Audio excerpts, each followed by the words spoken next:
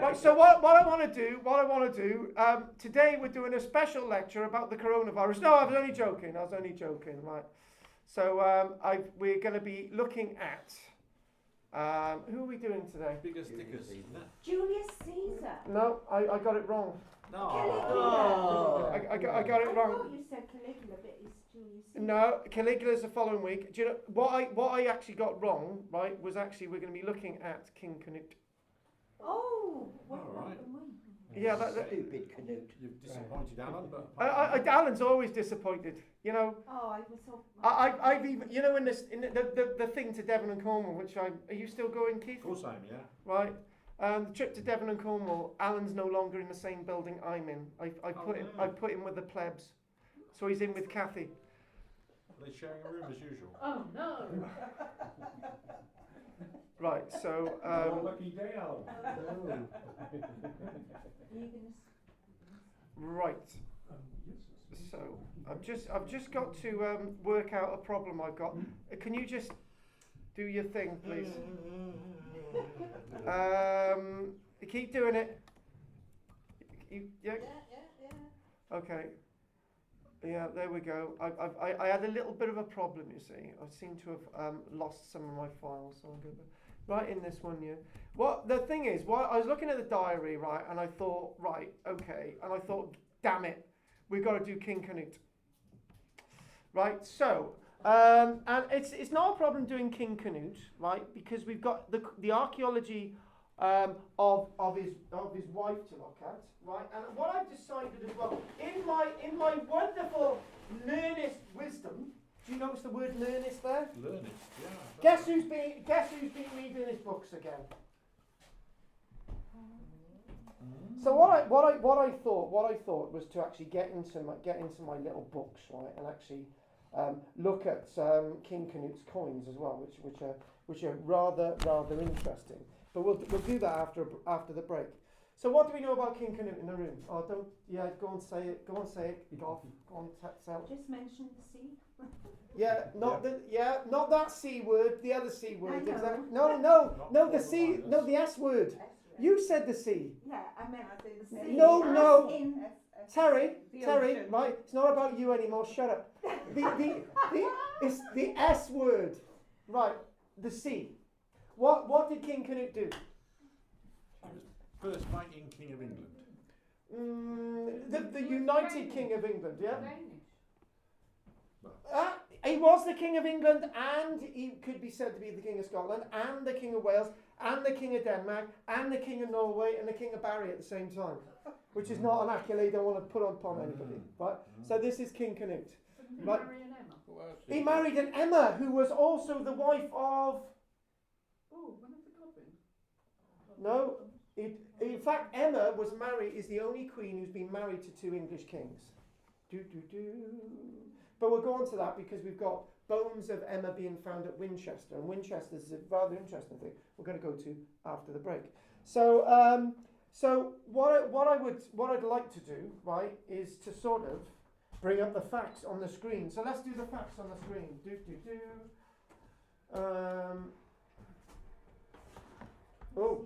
Oh, shut up! I don't care if you can't see. Oh, right, it's you, innit?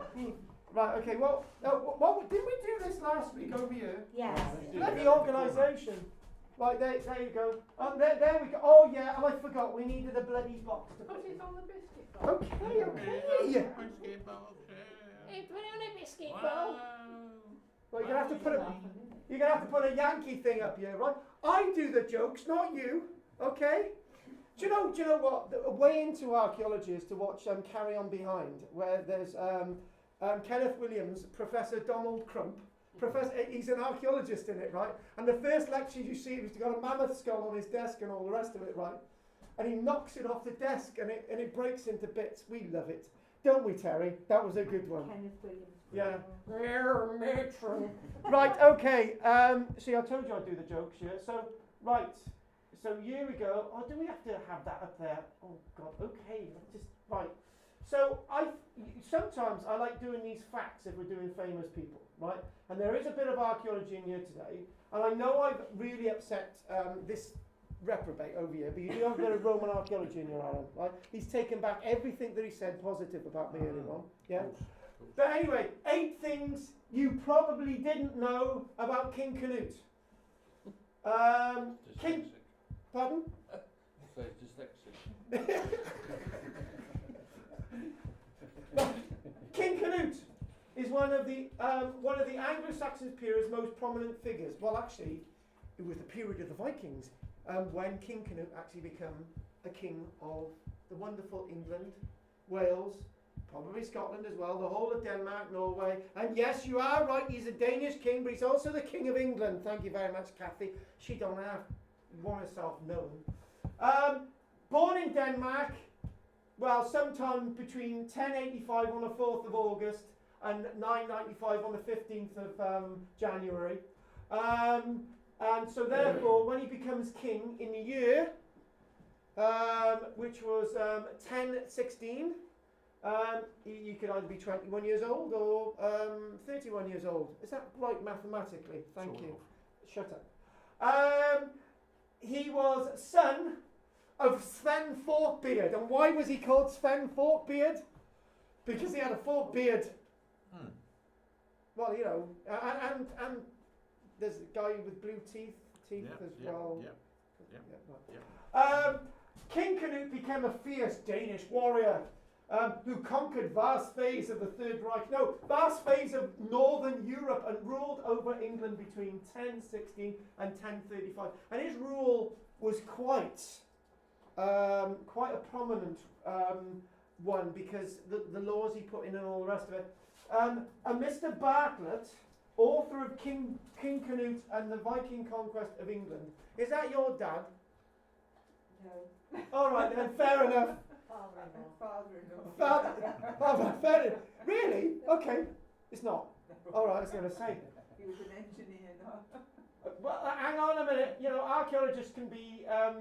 Yeah. Anyway, Cnut descended from. Oh, fiddlesticks! Go away! Right. King Cnut descended from some noble Danish rulers. The Danish royal dynasty from which Cnut descended was actually relatively young. And do you know what I should be doing? Shouldn't I be looking at these notes myself and actually show you a coin of King Cnut? Yeah, why do we do that? Yeah, do you know what I'm feeling, right? Lynn is sat there thinking, why are we just looking at a load of notes on the screen? Why doesn't he have a coin of King Cnut? And she's doing this, right? And do you know what? It gets to me.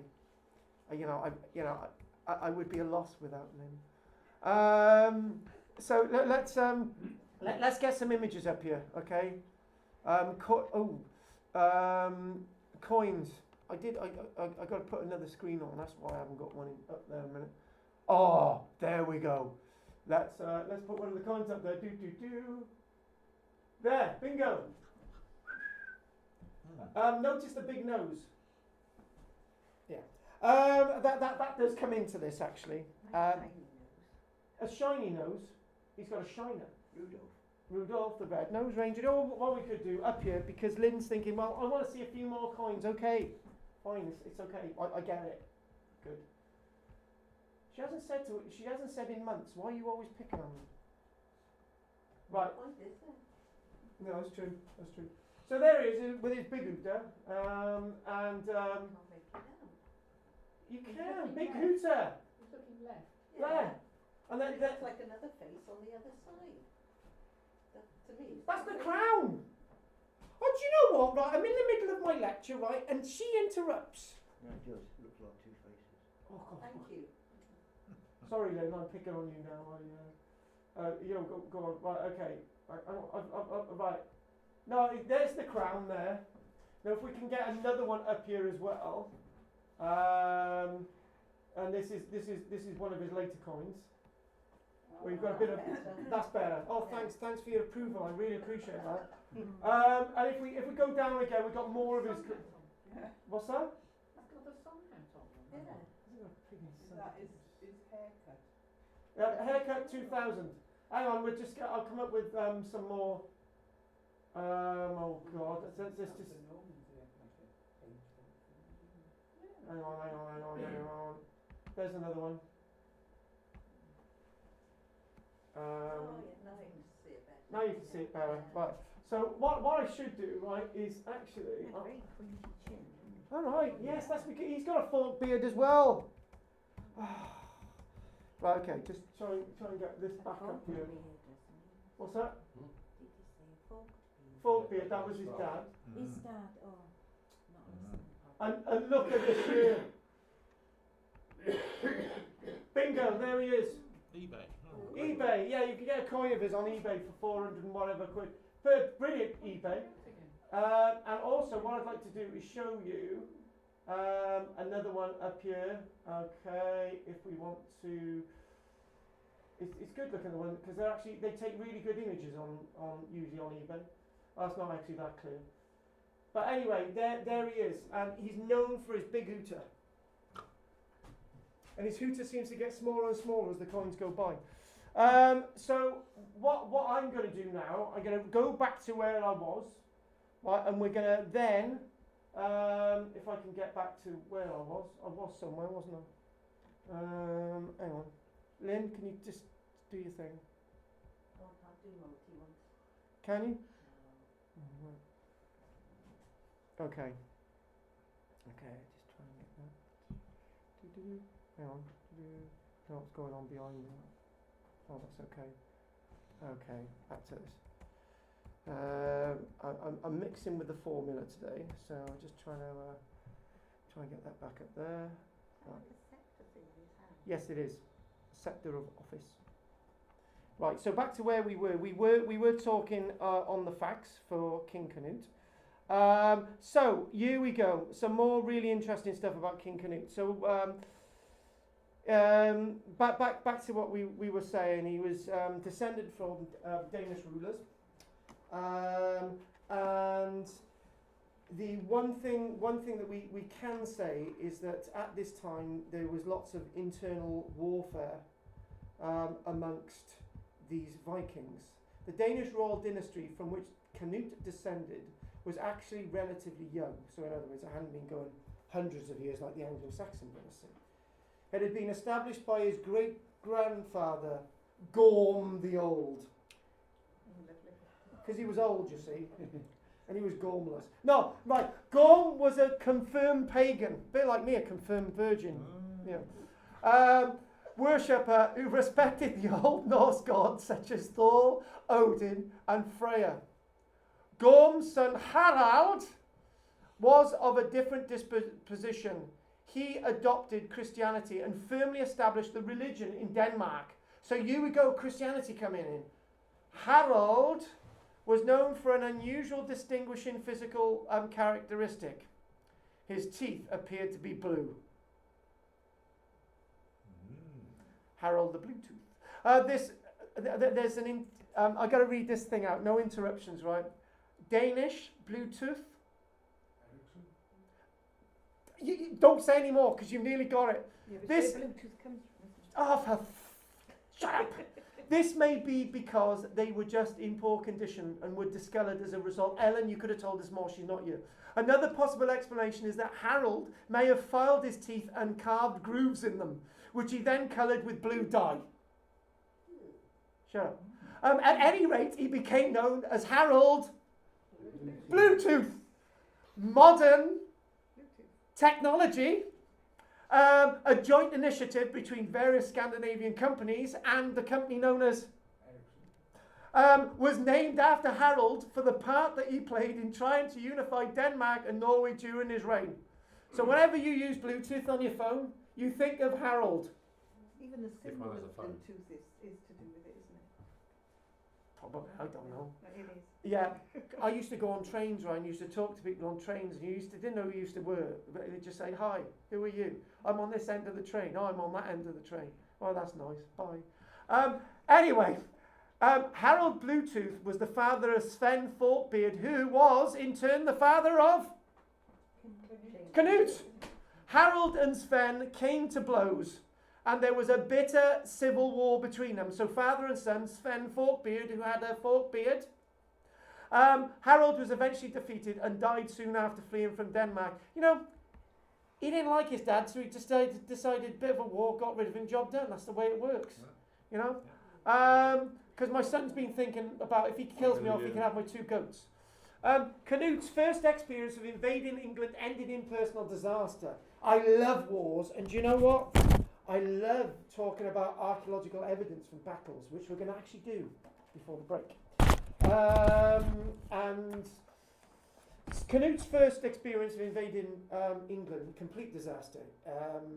Cnut, in 1013, accompanied his father Sven Forkbeard in an invasion of England. It wasn't any normal invasion. It wasn't an invasion, let's go out on the tiles, boys, let's go to York, let's sort of do this and that and whatever. Yeah. Oh, and girls, a few girls in there. But we've already done that if they're on board of ship, whether they've got or whatever their men.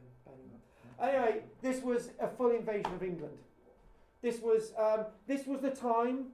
If we know about anything about Alfred the Great in the 870s, 880s, you'll know that Alfred the Great defeated the Vikings, and the Vikings then had to pay tribute to Alfred the Great. And Alfred the Great was the great king of England, but who also took the title of being great? Cnut the Great. And in fact, how many kings in English history, British history, have been referred to as great? Any others? Cnut the Great, yes, he had the title. In fact, it's only a title bestowed upon 2 leaders. Cnut, and there's another one, homework for next week, but these are the 2 main ones, Cnut and Alfred the Great. But we're not... Isn't there an Alexander the Great? But he didn't reign over Britain. No, he's Russian. No, Alexander the Great wasn't Russian, he was Greek. Greasy Greek. Hi, I'd share it with you, Andrea. Yeah. So in other words, the invasion of the country, for a short time, it wasn't just a raid, it was a success. The archaeology tells us it's a success. When we look at York, it was a success. Things were going well in 1013. By this time, he was trying to conquer it. It soon looked like Sven was about to become king of the country. And to be honest with you, when you look at Wales and Scotland, forget about the Isle of Man. In fact, lots of Scotland then, before Kathy mentions it, was actually Viking anyway, but the bits of Scotland that weren't, right, paid homage to the English king. The princes of Wales paid homage to the English king, and probably the King of Ireland paid homage to the English king, that's debatable, right? So you're not just King of England, you're King of the British Isles. So this is really important. This is a more greater king than Alfred the Great, or Alexander the Great. I'm sorry. But unfortunately, it all went to pot. But before that, King Alfred, who was married to Kathy? Emma. Good. Alfred was married to Emma. So Alfred was defeated in battle. He fled. Sven Forkbeard was now to become the undisputed king of Britain. Unfortunately, he died. He died. Cnut being, it says he's a teenager here, but he couldn't have been. Cnut being fairly young, thought that he could lead the army of his father, and most of his, will follow you. But unfortunately, the battle ended in disaster. The Anglo-Saxons won the battle. They defeated the Vikings again. Alfred the Great. Aethelred the Unready was now Aethelred. He was ready. Defeated the Vikings. Cnut barely escaped with his life. So that's really important. He barely escaped with his life. But King Cnut did something really weird, right? The hostages his father had taken, he kept with him until he left. Just before he left, he had all their ears and noses cut off. Now, I've been trying to work this one out.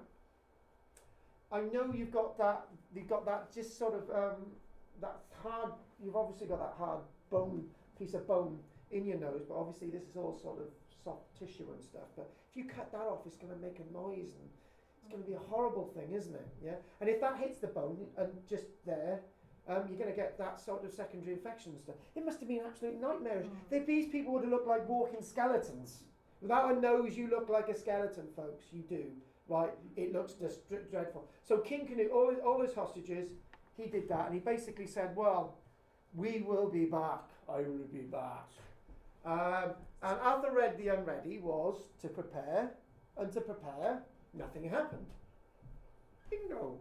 Can I just mention this? This is rather interesting, right?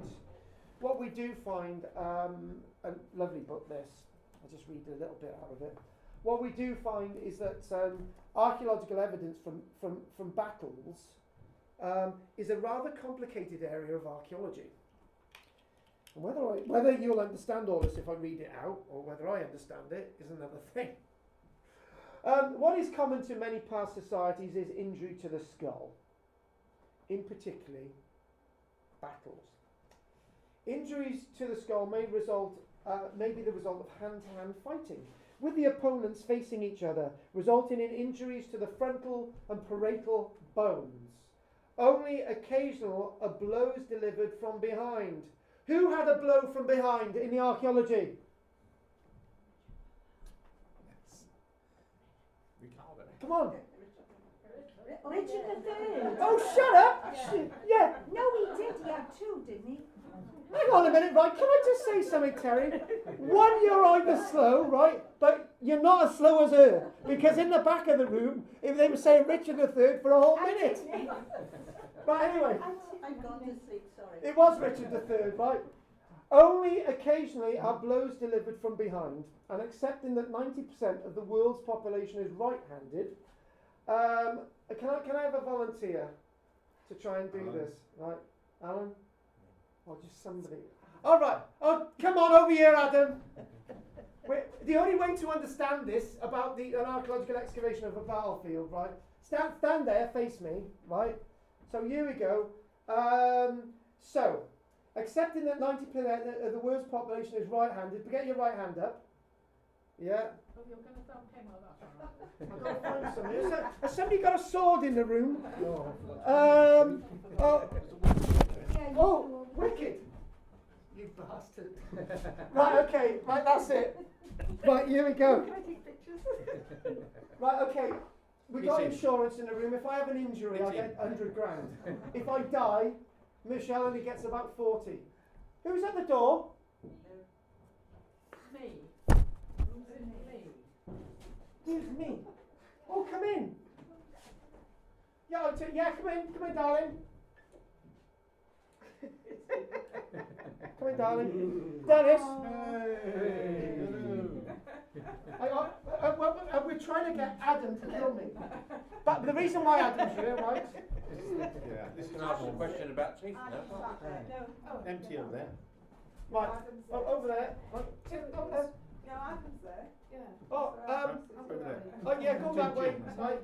Yeah. And whilst Normal we're, seat. Ellen, whilst we're doing this, right, please read that. And somebody's nicked my pen. Right, okay, carry on. Right, here we go. Start again.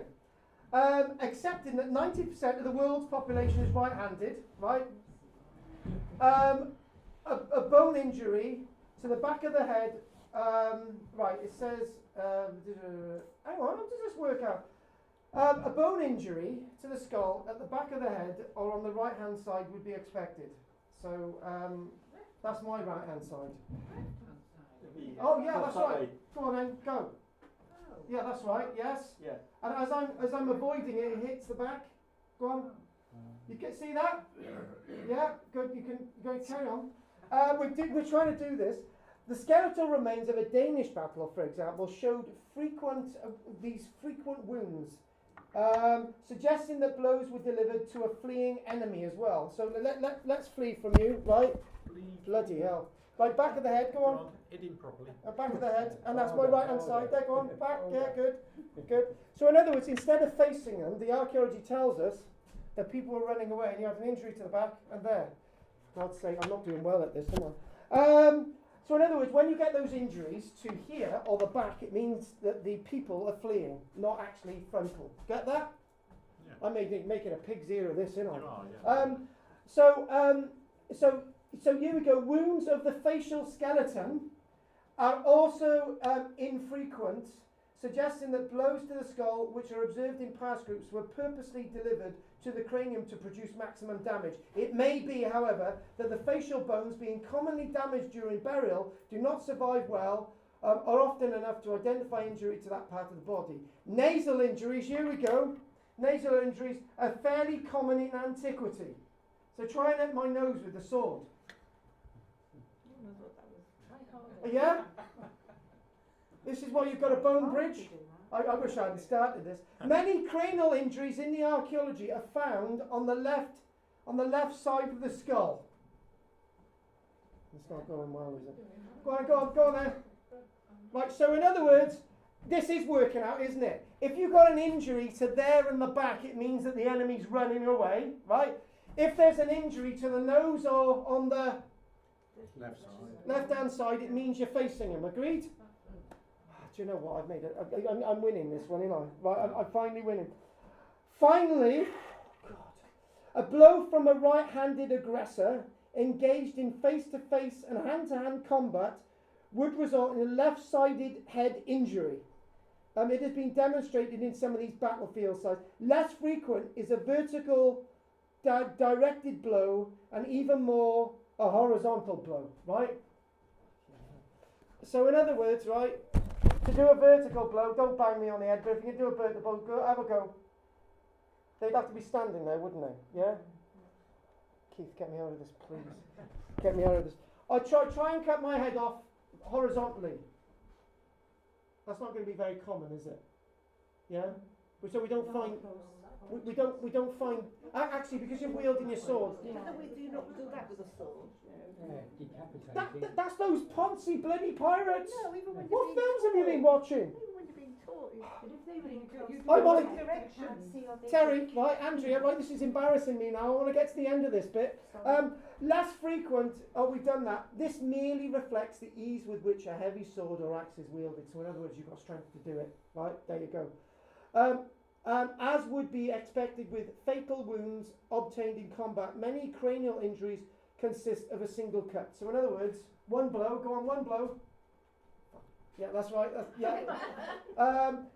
In those skulls possessing several cuts, the direction of the blows is often variable. So go on, give me a little bit of a soft blow. Oh, right. Yes, you go.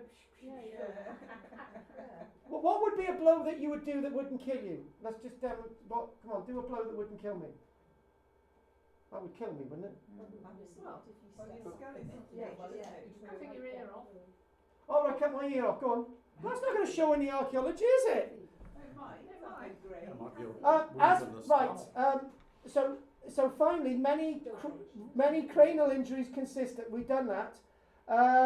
But recent work using scanning electron microscopes on skulls wounds has been able to suggest the order and direction of injury in individuals from ones that have been found. So in other words, you can work out how people have been injured in a battle and what created their death, as in the case of Richard III, yes? By looking at the cranial archaeological remains. And at that moment, I want everyone to give this numpty a round of applause. Right. So what I'm going to probably do now, we're going to do a little bit more, right? We're going to do all these facts. God, fact is, I'm losing reality. Right, okay, so here we go. Fact 3, we've got another 7 to go. For a brief period, actually, do you know what we need to do?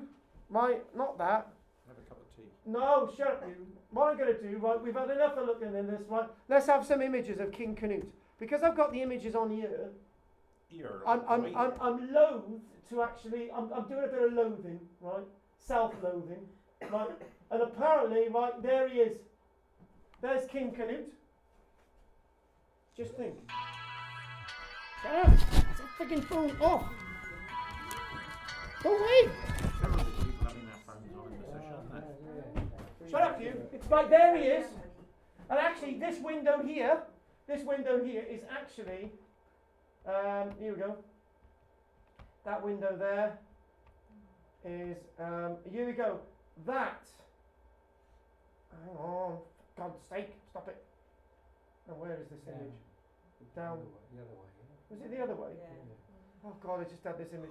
Anyway, this is an image of Oh, we'll do it back up there. There he is. There he And is. that is an original stained glass from Canterbury. I think that's about 600-700 years old. So that's still there. It wasn't destroyed by those damnable people. So what we need to do, for a brief period in 1016, England had 2 kings at the same time. You know, when I'm ever on set, there's 2 queens at any one time, but we won't do that. Opportunity arose for for Cnut in 1016 to now invade Britain, because Athelred the Unready died. He was so unready for his death, right, that when the virus hit him, that was it. So his son took over, Edmund Ironside. Ironside did not have unanimous support. Some seem to have reasoned that Cnut, who had returned to the country with a newly raised army, was a better bet. So in other words, they welcomed him. Cnut and Edmund fought a vicious and drawn-out war. After several major clashes, the conflict's final climatic battle was fought at Ashington in Kent. Cnut was triumphant, and Ironside was forced to flee for his life. Edmund Ironside, he had to flee. He hadn't been king for more than a year. Give me another king in English history that was king for less than a year. Harold II, Battle of Hastings, that's another one. There are a few others. Cnut caught up with him in Gloucester in October 1016, and what should happen? They shook hands and they decided to divide England amongst the 2 of them. That's what happened. 2 lads, 2 boys, down a jolly. One says, you defeated me at Ashington, the other one says, hey, you keep Wessex, I'll rule over Denmark, Norway, the whole of England, and you can keep Wessex. And that was a good deal, apparently. Actually, that's not exactly right. Denmark was a couple of years later, and Norway, whatever. But anyway, say all that said, right, strangely enough, so basically what happened is Wessex is Wiltshire, and it's just sort of north of the Isle of Wight and south of Gloucester, and this side of Bristol and sort of that side of London. Job done. It's that area in the middle. Savernake Forest that way. So he ruled over that. Strangely enough, within a month, right? 30th of November, Edmund Ironside died. King Cnut became the undisputed king of the whole of the land. Job done. This is a rather interesting thing. Do you know when I like to give out facts? Right. So what we need to do, we need to go to another coin. Do you know what? I am so amazing. My maths was so great. So here we go. This is another one of his coins. Right. So this is one that we've already seen. So I'm just going to try and get another one. This is actually a coin of Athelred. Okay. So slightly different. Slightly different. But if we want to come down again. If we want to come down and we want to look at, for example, here we go. Go back to one of his coins. This one. Okay, this is the one that Lynn likes the most. If I can get that one up. Anyway, you got the coins there. The point is, this is rather interesting. This next thing is rather interesting. You're going to love these facts. It took me all of 15 minutes to work this out. Right. So here we go. Cnut forked out huge sums of money to get rid of who? The Vikings. He was a Viking. He wanted to get rid of the other Vikings. The Viking, what happened usually is when one Viking had conquered an area, another Viking wanted to come in and take it over. This is why the Vikings were not successful leaders. Where's a good example of that? Cathedral, Cathy, Orkney, Kirkwall, 1136, Magnus. Exactly. Thanks, Magnus. Magnus fought against other Vikings, right? And, it all went to pot, right? This is how Vikings did it. This is why they weren't great rulers. They all used to fight amongst themselves, a bit like the Princes of Wales. So what he decided to do, he said, right, what was Alfred doing? What was Edmund doing? And what they were doing, they would pay off the Vikings not to raid. Yeah? So they would use Danegeld to pay other Vikings. Now, the word Danegeld comes from the days of Alfred the Great. So Alfred the Great in the 870s, 880s. And it was the other way round. The Vikings actually paid Alfred the Great. This time, the likes of Cnut decided to keep the other Vikings out or doing anything, right, he's going to pay them off. Just going to pay them off. And in other words, right, better the devil you do and the better the devil you don't. Because the point is with all this, is that his father, Sven Forkbeard, when he was raiding Britain, right, England, he would get all these Danegeld payments from Alfred the Great. So Alfred the Great gave him the idea, so when he's ruler, he'll pay the Vikings then. See, it's a vicious circle. When Cnut first became king, he faced this huge problem, right? I'm going to give you a few facts. I'm so impressed with these. Cnut, in the first year of his reign, paid out to Vikings 72,500 Troy pounds of silver. Now, a Troy pound is here's the weights. So, oh God, if I can get this right, there's 5,760 Troy grains in a Troy pound, right? And there's 24 Troy grains to make up one coin. Get it? Yeah. This 72,500 Troy pounds, which is the equivalent of 5,760 Troy grains, and 24 Troy grains is that weight, okay? In weight of 72,500 Troy pounds, I have worked out that to pay that tribute for 1 year was the equivalent of 19,800,000 individual coins with the head, where's that 20 pence gone? With the head of King Cnut on it. So you can imagine, I've also worked out that it takes 1 day to make 20,000 coins in a single mint. There were dozens and dozens of mints across England producing these coins for them to be paid out in Danegeld. So, and here's another interesting fact. One single coin die can be used on 36,000 coins, at which point they've got to make a new one. So when the designs are different on these coins, it's because they've had to use a brand new die. And it's no different today. Michelle works in a Royal Mint. They've got to replace their dies on a regular basis. So these are these facts. So, and there is one strange thing. These coins for King Cnut, you've seen the value of them. They're in the hundreds. When millions and millions and millions are actually made. So we see lots of these in the archaeology. They're some of the most popular coins to be on sale. A coin from King Cnut here. We've got them here. £375. Another one for £425. This minted in Lincoln. These minted in Thetford. Some are minted in Londinium. Some are minted in places like York. There's a mint, for example, in Cardiff, which is later on. So these coins tell you of the policy that King Cnut put together. He was not prepared to lose his kingdom, and he kept it for 19 years, relative peace. Cnut inherited Denmark from his older brother. When Sven Forkbeard's other son died, he took over Denmark. And in 1016, Harold, his brother of Cnut, died, so he just took over Denmark. And they had to accept it. But he had a bit of difficulty reigning over Denmark. Norway was a different matter. Although Sven Forkbeard had conquered the country at the end of the 900s, it was never fully assimilated into the territories. However, Cnut conquered Norway in 1030, and it was now part of his kingdom. So what I'd like to do now, I'd like to take a break, and we're going to take a break because I think I'm pretty exhausted. We got lots of. So they were all silver, solid silver coins. They were all solid silver.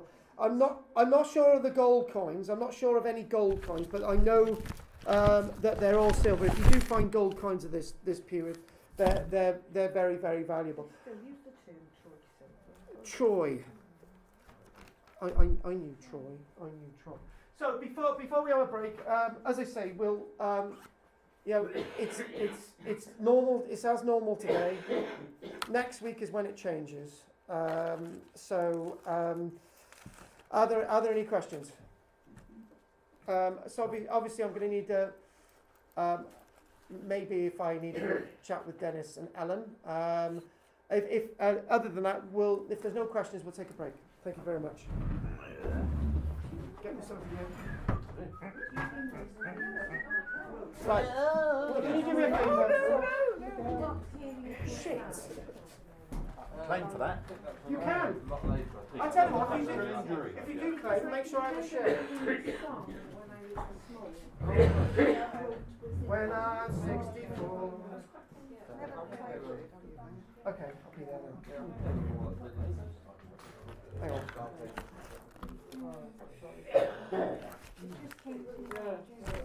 Right, where's this stand?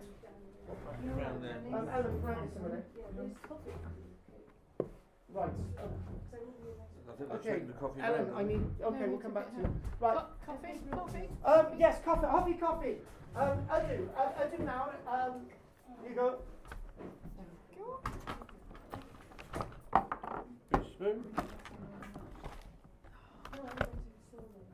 Spoon. Okay, how do you get these? Fucking near impossible. I'll hold it down, you put it. Would you put that to, I think you've done all the hard work, right? I think I have. I thought I'd loosened it and it still wasn't. Yeah, what you do, put it out too quick with one hand. Dennis. Right. Oh, stuff is everything in here. Right. Can I have the window open now, please?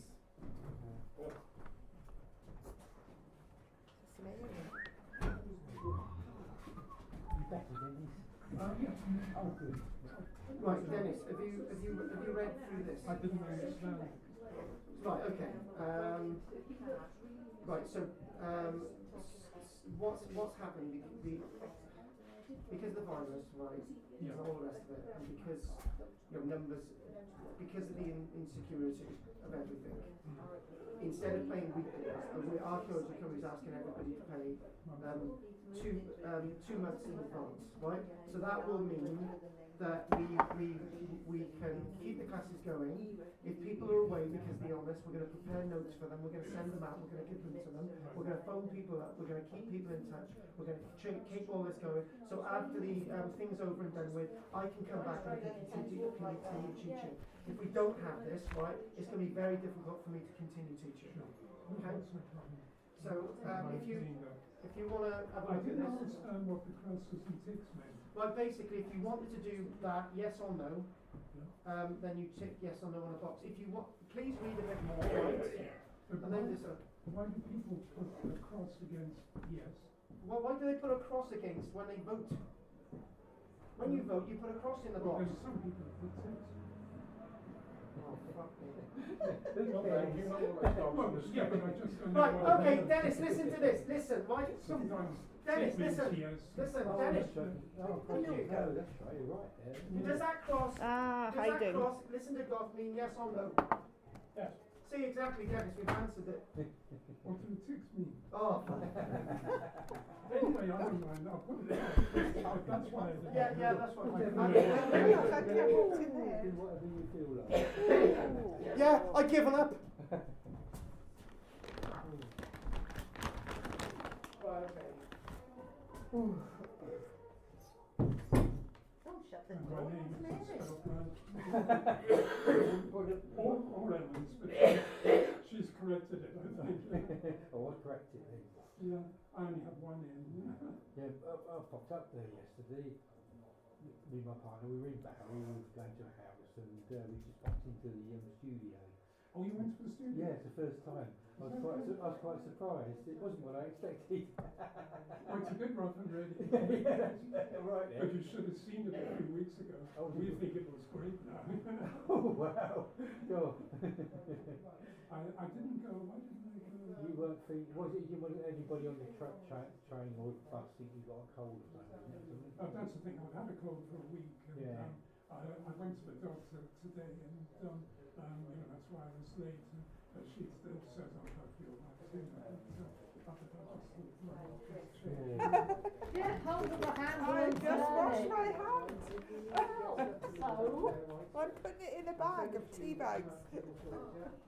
Not a lot of room in there, is there? No, not many people come for time like that. I don't know about this other meeting, but Change it. on Wednesday mornings usually just 3 or 4 people come.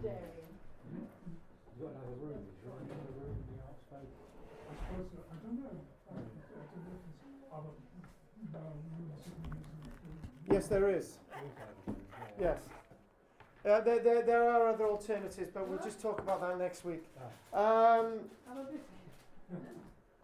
Right, okay. We'll just Right back to the hill, come to the station, it's definitely, no, we parked up there. Okay, what I'm going to See do. how the hill going down to the station, I can see what you meant. When you see a car just starting down that hill, it looks so scary. It reaches it's tipping off the cliff. Yeah, I think so as well. Kathy?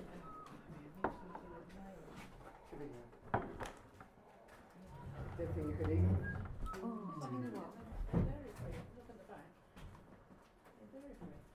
Well, yeah. Could we not do it monthly rather than bi-monthly? Easier for me to keep a track of if I was doing it monthly. Right. I find monthly a bit. Look, do that for now, right? Do that for now, right? And then obviously when things slow down, we'll go. The problem is if we do that and things start to go to shit, it's going to be a lot more work to collect things. It's just this thing. In say September, everything's fine. We'll go to monthly. Chuck in his cup. That's fine. That's fine. Chip That's it out when fine. it falls down then. Bi-monthly, That's it. what's that is bi-monthly? That'll be fine then. oh, it's drafty here. Who opened the flipping window? Oh. It's quite hot over here. No, it's that. Oh, right. You stand round by there, roast it.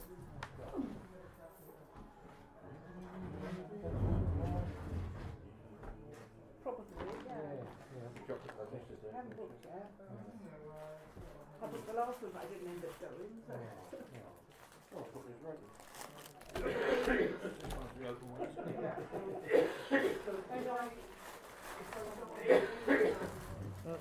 Is that it? Is that an old tea bag? No, it's just one of these checking buildings, just let it cool down. Oh, right. So you can reach the bin. There's one there.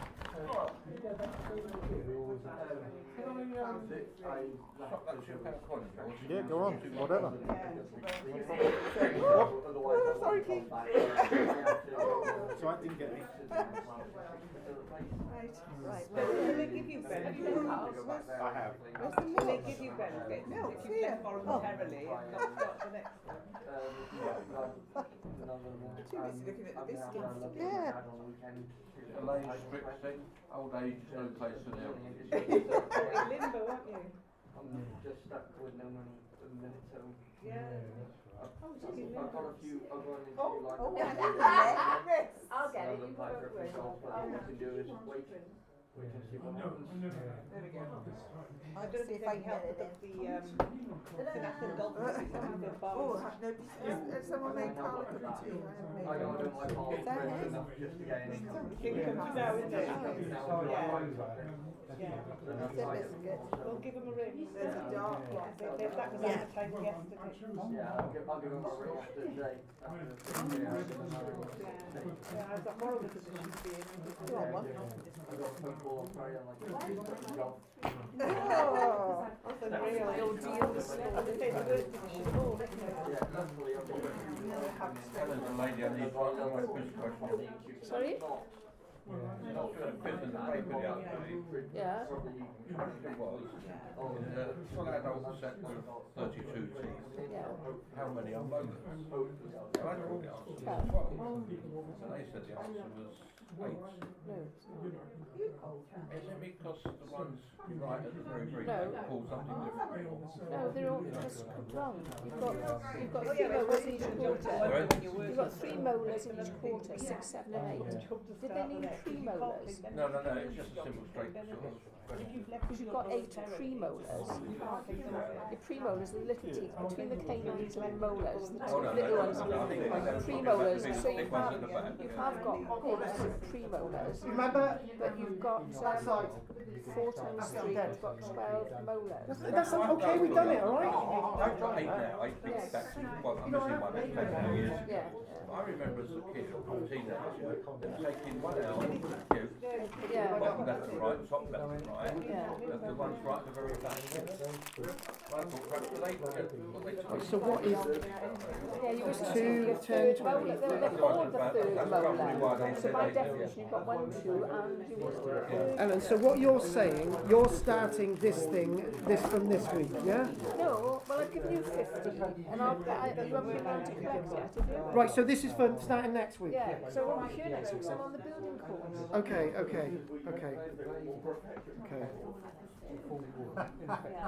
Second time, thank you very much. Twice on 10. Exactly. Shut up and talk. It's the 9th of March now. No, but I know that, that's what the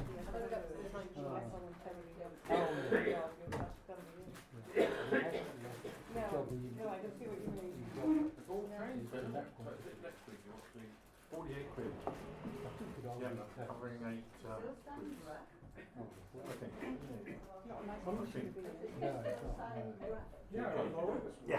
Yeah. Oh, we're dead.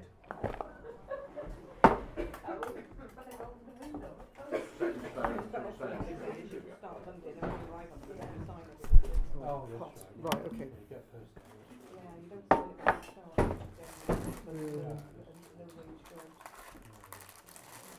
Do you know what I'm going to do, right? I'm going to do something nice in a minute, right? I'm going to go around, right? And I'm going to, Alan?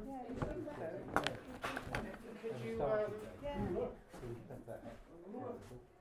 shift your stuff off the chair? The reason why, right, is just there's another space for the money and stuff. Is that alright?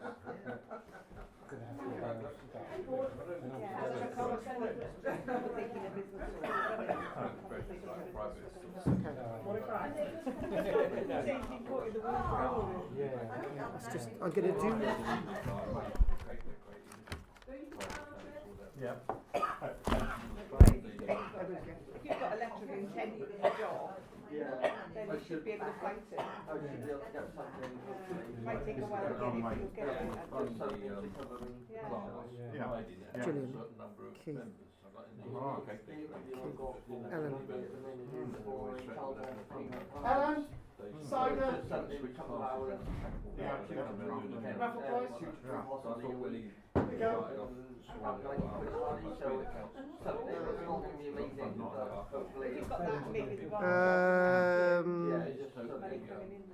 Jim, do you like cider? No, I can't. I was sick on cider. I can't touch it. Dennis, do you like cider? Yes, cider's okay. Here you go, Dennis. There's yours. Oh no, that's right. Fucking hell. 2 cans. Alcohol, they keep those germs away. Dennis, you're welcome. Right, okay then.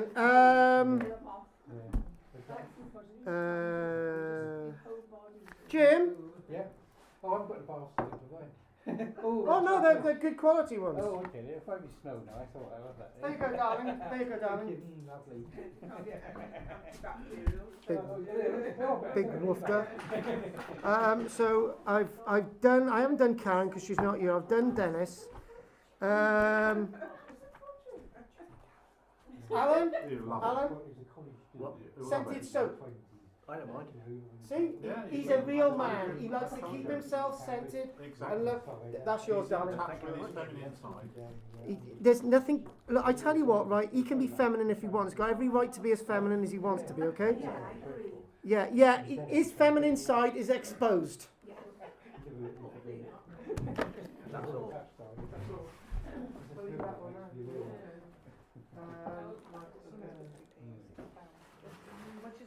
Right, who's having eggs this week? We'll have to do that.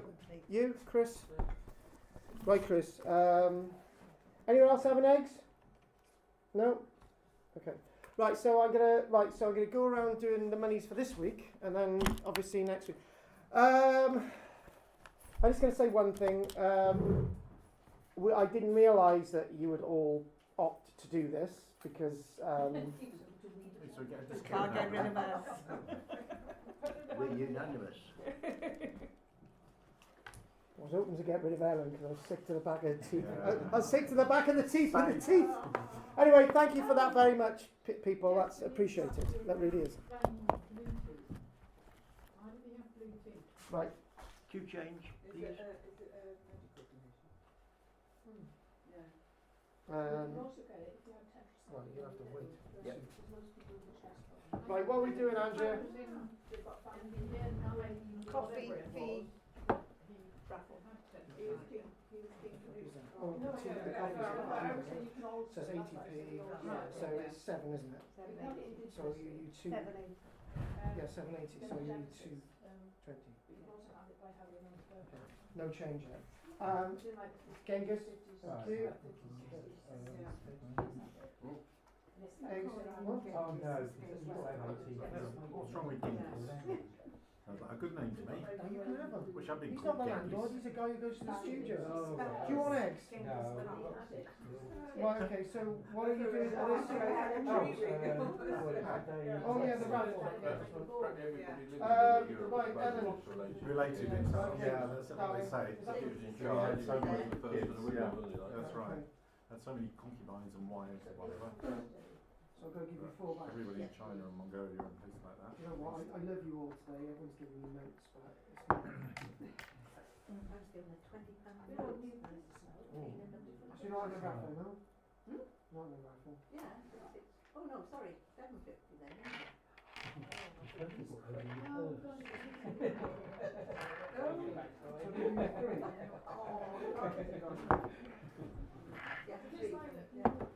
Oh yeah, thank you very much. Thank you, Ellen. Everyone's a comedian today. Comedian or comedian? Right, okay, I'm going to give you 2 minutes. Right, okay, what are we doing, darling? Yeah, you get Indiana Jones is Perfecta. No, it's blue teeth he's telling us about. Stop talking. Oh, you cheeky. But it's also the enamel doesn't have to keep it. Right, okay, if I give you your, right, okay, I want to make the mug noise out with the change. Tight this one, I'm not playing. No, I don't want to talk about you, actually. No, you're not tight then. It's just you got your money tied into your wallet. Right, okay, right. Well, I want change. You want change? Yes, I want change. Keith. Waffle? Yeah, go on. Session? Yeah, on 7, yes. You knob. Can I give you 5p for coffee? Do you? Oh, where's the pound? Hold it. I don't know, I just saw the advert. Stop chucking it on the floor. What's there? What's £7? 5p short of the coffee, so 75p. I tell you what, right? You're not leaving this room today. You can bloody wait. What are we doing? Right then. Right, I tell you what. Yeah, you'll come back to you. Right, sexy drawer. Yeah, go on. 7 do that. Are you on raffle as well? Okay, that's all right. I'll give you 3 back. Last time 6 for the session. And this week, Yeah, this 7. month, Yeah. they took photographs of herself, and she picks them up in the egg, Eggs, and then it one gets in the thirty. pictures of her. How are you with You okay? So I've got everything recorded. I Did don't you know, know? somebody's camera's down for a while, I think. You're not going to be in pain today. Right, so You didn't want to give that up, then, did you? and then we'll go up there. Only for That gives you the 10 only for after. I think Carol's A lot of work gone into that, isn't another there? friend called Did you just say you made them yourself, Dennis? What are we doing, Dennis? as well. Thank you, Dennis. Right, hey.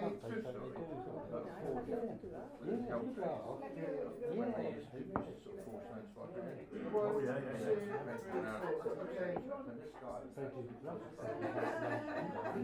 Okay, go on. get Yeah. anywhere else. If I found that they Next were best one. Oh, £10 yeah. an hour or something, and they said to me, you're starving because you can't look around all the quick enough. And Kathy, cheers, darling. Do a raffle? Yeah, you can imagine some old guy. Yeah, so you, yeah, so you go.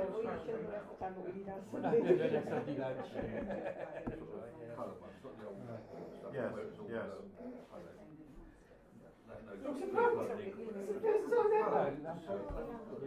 Right, just give everyone change and we'll get started. Yes, yes.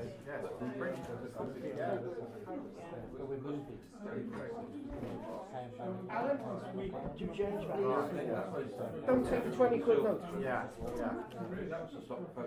It's two, isn't it? Well, okay. Right, everybody, right. Terry, 3. You go through it, Terry. 1, 2, 3, yeah. Alan, 2. Get that away. Good. Andrea, 220. Bam, bam, bam. That's it. Oh, this is much more effective, isn't it? Ellen the Witch. Ellen. Ellen 2. Ellen. Oh, hang on. Are you 2, yeah? 1, 2. That's it. Job done. All right, thank you, darling. Supermarket. Thank you, Kathy. Right.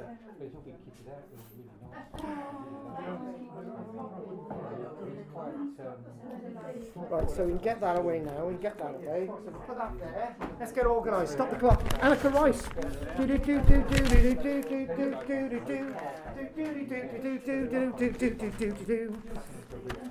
Right. Okay. Let's get going. Can you plug it in, please? Please. All right. Okay. That's right. It is. Yeah. This thing's come out, look. Right, chuck it in the back. Right, okay. So what I'm going to do... Dennis, shut up, you're like a bloody foghorn. I can hear you all the way across Scotland. I don't care. Nobody cares. Nobody, look at this. Do you know what? I need a Crevantis. I need a slave. I need somebody in bondage. You need a servant. I need a Crevantis. Shut up. Yeah, Alan goes without saying. Right, so I've done that. I've done that. The trip to Pavlan Cave. Jim's going to do the photography. We're going to be doing that in the future, aren't we, Jim? Jim, Pavlan Cave trip. A little group of us going to Pavlan. Photographs you're taking. Anyone else who wants to go, we'll let you know. The other thing as well is, has everybody paid today? Yes, I've given everyone change. Yeah. Good. Ellen said I haven't given him her change, but I have. I'm only joking, Ellen. I love you lots. What's that? Oh yes, who's coming on Sunday? Sunday is Pentra Iphone. Oh, right. Yeah. Anyone else coming on Sunday? Right. Sunday. Well, just go through the excursions quickly. Pentra Iphone this Sunday. If anyone else is interested. Kathy, you're still. Shut up, Kathy. Kathy, are you going? Anyone else in the room going on that trip? I thought Ellen might. No? Ellen, you coming to bed? You haven't met my whole life because it's my great niece's nephew's birthday that day. Because you moved it from Saturday to Sunday. And in the afternoon, well, and not the mornings. Do you know what's going on? I don't bloody know what's going on. Ever since. Right, okay. So nobody else for Sunday then, and also the Ghost Walk on Saturday, 7:30 outside the town hall. Those that are going. Dennis, you've got to be there because It is Saturday, it is Saturday. The Ghost Walk is Saturday, 7:30 outside. Make sure you're there. Anyone else who's actually going on that in the room? Jim, Chris, Dennis, Yeah. Andrew. I will probably be there. Okay. 99%. 7:30. So the Ghost Walk, 7:30, outside there on Saturday. And I need anyone, obviously, I'll be standing to ask about the excursion to Carl-James soon. And obviously the East Orchard Castle thing will be going on soon as well. And that's that. So what I'd like to do a little bit more about this wonderful queen. I do believe Chris has to go in 6 minutes. I go now and then. Chris, you've got to go now? Well, before you start. Who else has got to go? Because I want to go, we'll do till 22, yeah? Okay, that's fine, that's fine. I'm going to wash my cap. I'll see you later. Chris, Yeah, I was really surprised how funny it is. Oh, exactly, yeah. It'd be like, Bruce, we like going to the conference to get the campsite there. do you know, Chris was devastated then. She went to give me a hug and I said, Chris, no. No way. Quite right too. No hugging, no full frontal bondage. No intimacies. No intimacies, right. So, here we go. Shh. Okay. So, we've come in really into where we are. And I think we got so many articles of the week. I'm going to do it a disfavour if we actually rush them, I think. So I just, it'd be good to mention a few other things about our wonderful King Cnut. Before we look at the excavation of the remains of his wife found at Winchester. So here is a description of what they felt about King Cnut. Cnut was exceptionally tall and strong, and the handsomest of men, all except for his nose. He was thin. Oh, start again, that's wrong. His nose was thin, high set, and rather hooked. He had a fair complexion, nonetheless, and a fine, thick head of hair. His eyes were better than those of other men, both the handsomer and the keener of their sight. Hardly anything is known for sure about King Cnut's life, but we obviously know about lots of what we've discussed. And we know he had success in battle eventually. So I think the best thing to do now would be to really look at the remains of his wife Emma, if I can get this up. I love this stand, right? I might sort of cock it around with the other one occasionally. So here we go. Good box. Emptied the contents. Job done. Right. Ellen, because you didn't want not Ellen. There's somebody else who I've got to give a raffle prize to in the room. So I'd like to now look at this article of the week concerning Emma. And if we bring it on this one here, I tell you what, I love Lynn. She's doing really well these days. Nothing's going wrong. So, here we go. What? I'll tell you what, right, it's your negativity, Kathy. Do you know the reason why I don't like to stay in the same building as her is because doors open, there's banging, there's all sorts of things going on. Unidentified for nearly a millennium, 1,000 years, the bones found to be found in a UK cathedral may be Queen Emma's. They have been found out to be Emma's now. And this is a report back on June the 3rd, 2019. The contents of 6 mortuary chests in Winchester Cathedral have finally been analysed and radiocarbon dated. As it stands, all signs point towards Queen Emma of Normandy being one of the 23 individuals identified to have been placed in these caskets. But it's a fascinating find. The 6 chests were thought to contain the remains of 12 to 15 people, with the latest analysis showing the remains of 23 individuals, which is rather interesting. And it's rather interesting because of the changes that have occurred to Winchester over the past 1,000 years.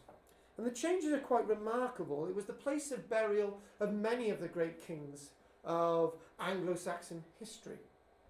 Up until 1066, Winchester was the spiritual, religious home of the whole of England. And it's a place where, after his inauguration, crowned as King of England, William I on the 25th of December, that's where he went to. And the Norman Minster was just torn down. However, the kings were respected and the queens were respected, and their remains placed into the boxes, the ossuary boxes that we've already seen. So it's interesting that we have that. They also survived the Civil War that used the cathedral, Minster, as a stables. When anthropologists from the University of Bristol found 6 mortuary chests in Winchester Cathedral, they carefully analysed and radiocarbon dated its contents. It's almost as if they found them under a bench somewhere. Well, that's sort of a bit obvious. But here we go. Queen Emma of Normandy, the Queen of 2 kings. As a historical figure, Queen Emma was quite an interesting monarch, married to 2 kings of England, King Ethelred and King Cnut. She was born in the 980s AD. Some say on the 15th of August, some say on the 14th of September at 3:15, just for Ellen.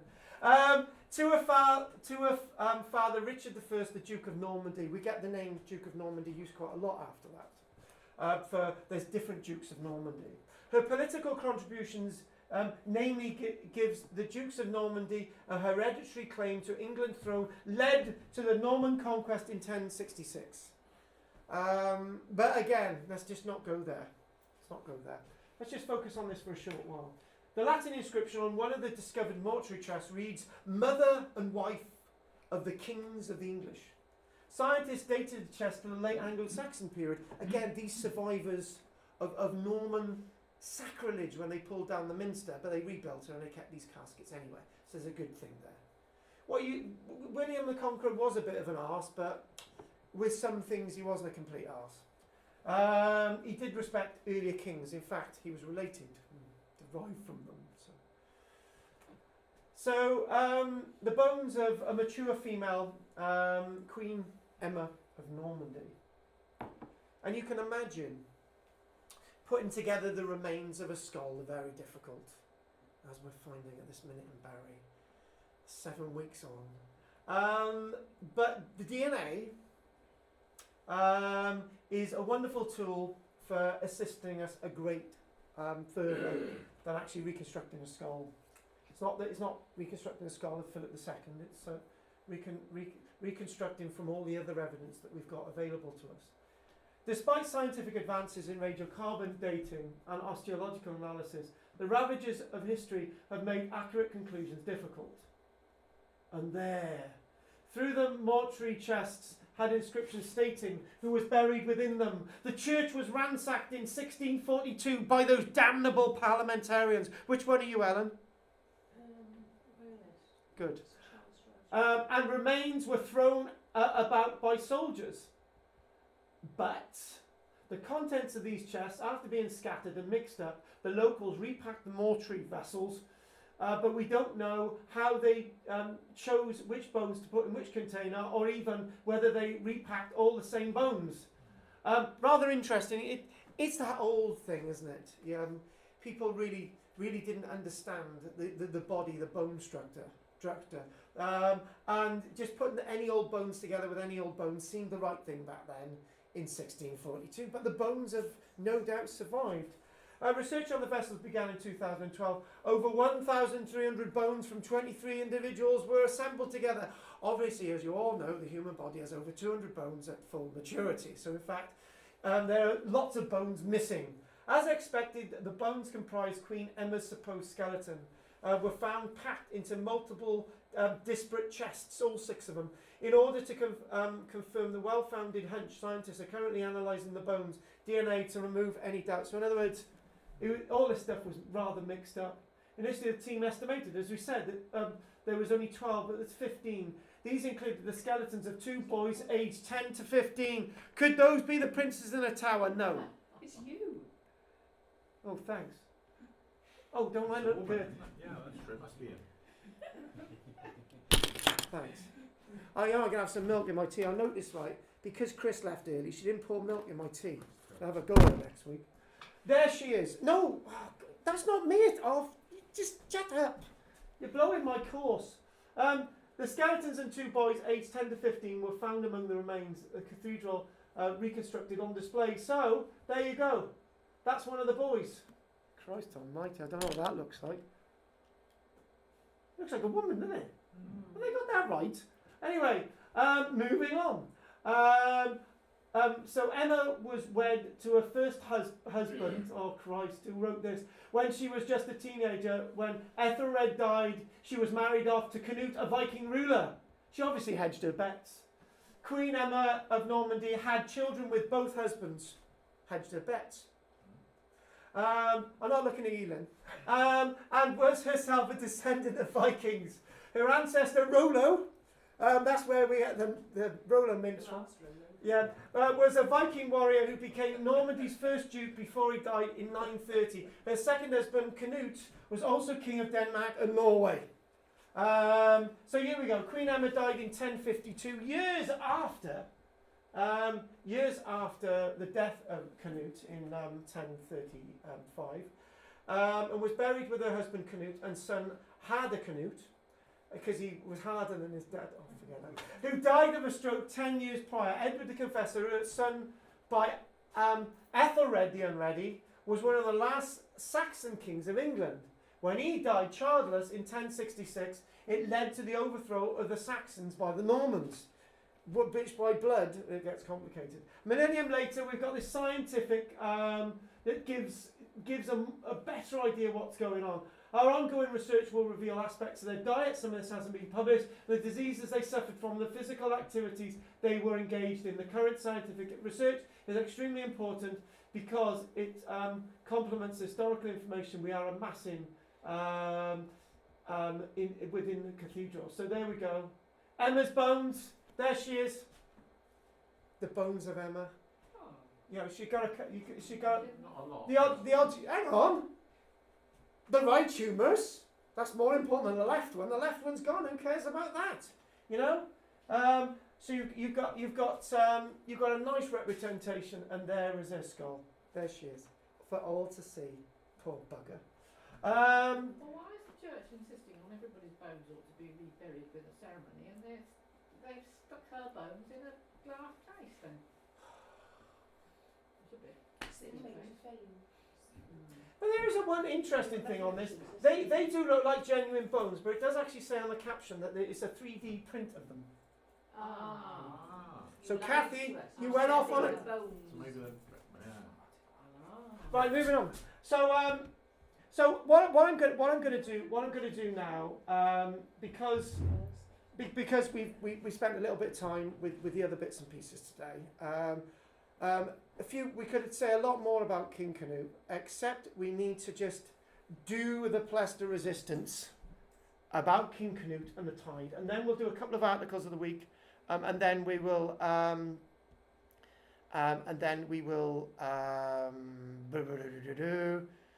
call it a day. So right, I need to go down through my notes. Okay, where is this thing? It's gone missing a minute. Hang on, bear with me a minute. Cnut. What's that? We're going to do the tide. We got to. Shut up. Oh yes, the man on the beach. Here we go. Shut up. The story of King Cnut and the tide is a story of piety and humility of a king, Cnut the Great. It was written down in the 1100s by Henry of Huntingdon. In the story, Cnut demonstrates to his flattering courtiers that he had no control over the elements, the incoming tide, explaining that secular power is vain compared to the supreme power of God. So in other words, he was demonstrating that trying to stop the tide was completely futile. Lots of people think that this whole thing about the tide was King Cnut was trying to stop the tide because of his arrogance, but that's not what was actually happening. So there's some thought it could have happened south of Winchester on the coast. If we want to look at this final paragraph here, Huntington writes, in the 1100s, Cnut set his throne by the seashore and commanded the incoming tide to halt. Halt, tide! And not wet his feet in robes. And all the courtiers are going, oh my bloody God, not another nut job. Yet continuing to rise as usual, dashed over his feet and legs without respect to his royal person. And I bet you all his courtiers are going, oh, look at that idiot there. Because the courtiers would have been behind him, wouldn't they? They wouldn't be in front. Then the king leapt backwards. We could have got you acting in this, Adam. Let all men know how empty and worthless is the power of kings. For there is none worthy of the name. But he whom heaven, earth, and sea obey by eternal laws. He then flung his crown on a crucifix and never wore the crown again, stating the following: to the honour of God, Almighty King. And the story, as I said, is one of humility and piety. What he was saying, he isn't above God. God is God, and God is the only king. I am not a king compared to him, so I have no right to wear the crown. And the crown should be worn by the cross. Whether that's a true story or not, it's definitely associated with King Cnut. And what I'd finally like to say, right, is that we're going to... I'm going to... What's that? Oh, there's a couple of other... There's a couple of other kings associated with it, as you are right. There's so many wonderful articles here. And here we go. We'll do this one and we'll call it a day. We'll come back to these next week. We're going to have to. Remains of the deified, bones in church wall, a 1,300-year-old saint, which is quite appropriate, actually, of Esgwyddi.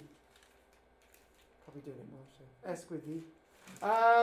They survived the defeat of the Saxons by the Normans, the tumult of the Reformation, and centuries of being lost to history. But it looks like the bones of one of England's earliest saints may have been under divine protection all the time. For the remains found hidden in a wall of a church in Kent have finally been identified as those of Saint Eanswythy, daughter of an anglo-Saxon king. She is believed to have founded the first nunnery in England in around 660 and made a saint soon after her death, supposedly in her teens or early 20s. Now, around 1,300 years after her burial, a team of Kent archaeologists managed to carbon date the tooth and bone samples and confirmed a high probability of a date from the 600s. The bones were first discovered in 1885 at St Mary's Church at Folkestone. But it's only now that historians can say with near certainty that that's St Esgwyddi. The discovery revealed at the church yesterday was hailed as a stunning result of national importance, the most important find ever made. There are so many wonderful articles here, and just this is for Alan, and we'll do the rest next week. Alan, because Alan won't be happy if I don't do this. Isn't that right, Alan? Oh yes. Here we go. Hunt for clues to begin at Roman amphitheatre. Archaeologists hope to unlock the story of an amphitheatre by embarking on an excavation at one of the most important Roman sites in England ever. The amphitheatre at Richborough, Kent, is part of a settlement that was Roman Britain's longest occupied site. As a place of entertainment and spectacle, the site was once the scene of wild animal hunts, executions, wanton bondage and gladiatorial combat. But its origins remain a mystery, and English Heritage hopes to discover where it was built, what it looked like, how it was used, and what happened after the Romans abandoned it. So this is an important excavation, because this is an excavation being made in archaeology that's fairly fresh, unlike the excavations by Wheeler, where we lost lots of the later dating evidence at Caerleon. Nothing appears to remain of the amphitheatre building, a 60 metre by 50 metre hollow in the field, but that's where it is. The impressive ruins and the enormous rich collection of finds from previous excavations place the settlement of Richborough among the most important Roman historical and archaeological sites in England. However, until now, its amphitheatre secrets have remained hidden below the surface. We have a number of questions we're hoping to be answered. What did the amphitheatre look like? First one. How was it constructed, and what happened after it fell out of use? That to me is the pièce de résistance. We need to have that information to really really understand what's happening after Roman civilization collapses in Britain in 476. This excavation is a once-in-a-lifetime opportunity, like there is. When you start excavating, you're damaging the archaeologists who excavate. So they're saying a little bit of excavation in the 1840s, not very much. The skeleton found in the amphitheatre, rather interesting, raising a question of whether the site became a cemetery after the Roman period. Those are the questions we need to answer because it's outside the fort in the area. What's going on? The amphitheatre lies apart in an area of archaeology, Roman archaeology, over 50 acres. So in other words, this site is as big as the whole area of Maiden Castle. It's bloody huge. If you went around the circumference, I know this is a fact, it'd take you a good 10 minutes to be about a kilometre around the circumference of the site, big area. Excavations of Richborough Fort will begin later this month, and we love that one. Thank you for all the articles this week, and it's a shame that we can't go through all these, but and the other thing as well is, whatever does happen, keep your press cuttings, and I'll be phoning people up that morning, and I'll be saying, what articles have you cut out the newspaper today, Andrea? I want a photograph of it sent through to me, so I can get that through to everyone. That's what we need. Let's look at this positively. I can go away from this positive, knowing that we are still operational, which is absolutely brilliant. I can't thank you more than enough for that. Last night I was up till about 3 o'clock in the morning. Give us all a lovely kiss, can't you? No, not with the virus. Maybe not with the virus. Again, thank you very much from myself and Archaeology Company for continuing to support us. I really appreciate that. Are there any questions? Do we know where Cnut was buried or any sign of Winchester maybe is buried with Emma, but that hasn't been properly identified yet. They've concentrated on Emma because she's a woman. Sorry about that one. But maybe that's open for question. And actually, I'm going to mention, apparently I've got to bring in hand sanitizer next week. Carry on. Could you be in one of the other costumes? You're all the bones mixed up. They're all mixed up. So they've been trying to examine them all, but 1,600 bones, DNA is a lot of bones. You know usually about the full 8% or 7%? Yeah. Do they know about Viking percentages? Oh, that's massively high. Yeah, we've already done that before, and it can be up to 15, 20% in some populations in Britain. Yours, yeah, yeah. You should, Kathy, stop, sort of trying to butt in there. So, are there any other questions before we call it a day? About the new regime, if we want to introduce someone to the group. That's right. Okay. Do you know what? We don't have a lot of time, but that is a very, very good point. Now, obviously, that's a very, very good point. That's a very good point. The way it's going to be based now is that being a member of Archaeology Company, you get the newsletters and all the rest of it. So you've got to be a member of Archaeology Company. You've also got to pay the block in advance. With this class, it's going to be slightly different, and there's going to be a different rule. Right, when we get to 15 who have paid for those slots, right, then, you know, there's going to be it can't call them new members because they could be a member, but they haven't guaranteed their spot. If somebody else comes in and there's 14 places in a room, we've got 20 paid members in Langford Major, right, it will be preference with who actually books. Right, not necessarily whether they're a paid member. They've got to be a paid member anyway, but it's going to be first come, first serve on that. And I don't know if that sounds fair, but this is all new, and feedback on that quickly. Yes. Now, what I'm saying is, if one of my mates says, "Oh, I'd like to come to that," but you can't because we'll fill up. Right. If Because Janet and John haven't been for a while. they haven't, they've actually not renewed, so they're not members at this minute either. So, the thing is, the best thing to do this, right? If, say, for example, there will be an opportunity, if there's somebody new and they want to test it out for a week and there's a space in the room, then they can. But if they want to come again, they've got to join and do the full thing. Right. That's basically it. That's basically it. That's basically it. I'm a bit knackered now. Chris, you've got to stay for your eggs. If there's no more questions, I really appreciate you all coming together. I will see you next week. Thank you. Except for Ellen. Oh, don't be so negative.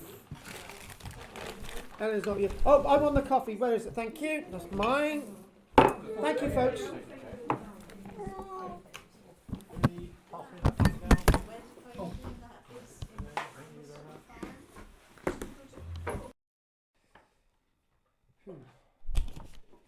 Right, you all had a text, or most of you had a communication from Archaeology Cymru, and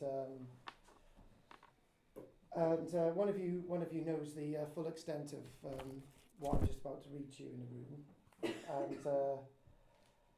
and we on Tuesday I gave my notice to Archaeology Cymru. However, after a long meeting until 11:30, it was decided that Archaeology Cymru could continue, but only on the basis that I'm just about to read that on. I read this out to. I read my resignation thing out to. I'm going to say it, Kathy in the room, and I know Kathy was not. She was quite upset by what I was saying, and then I said, well, this has been averted because hopefully this can be averted because.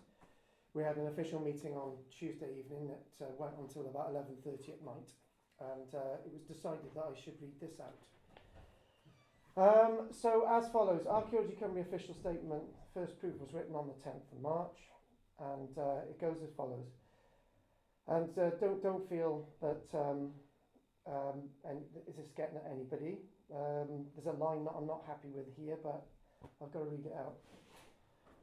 And it's to do with people not regularly attending and stuff, but I didn't write this.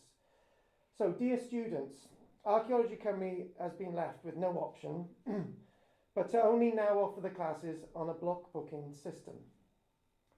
Due to the irregular attendance of some students, this has left the business struggling to meet the cost of the rent for the halls, studio, staff and AC running expenses, overheads. But also the current situation has made the issue come to a head. We need all students to attend on a regular basis, as reasonably as can be expected. And to only offer the classes on a block booking system is our only option. The cost of the classes for an 8-week period will be £48. This will be due by or on the 19th of March, which is next week. Then the next payment will be on the 7th of May. If the quarantine is still in place, this can be paid via cheque, in the post, bank transfer or backs. Unfortunately, we can no longer offer a weekly system, and we are sorry. We're already saying goodbye to people in Bridgend today.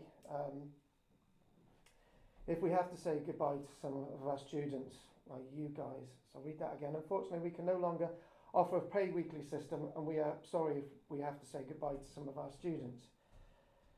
Once you have paid your 8-week booking and you do not turn up, your fee is refundable or isn't either transferable to another date. Even if we are unable to hold classes due to the current situation, quarantine to start week of the 23rd of March at the earliest, some say it could be before that.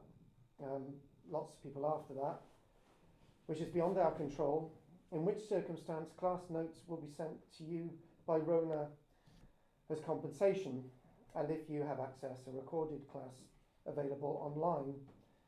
Further to this, to make sure everyone is safe and sound, we will telephone you, text or Facebook you to make sure you're okay. We have taken into account pre-booked holidays, and we will hold your class place at a 50% rebate per week if we know that those holidays are taking place. For those that choose to no longer attend the classes, we still have the option of Skype lessons on Wednesday evenings between 7:30 and 9:30. May I take this opportunity to thank you for your support over the years, and hopefully you will continue to enjoy our classes. You will continue to be a member and to receive your newsletter in the post, and may and may still attend all other events, whatever you decide. All excursion events that you've paid for will be honoured, and for example, the trip to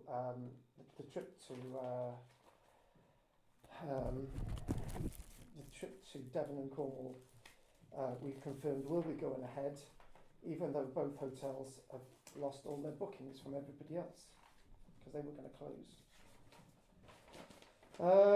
So annex, this is the only thing I wrote, but anyway, it's signed.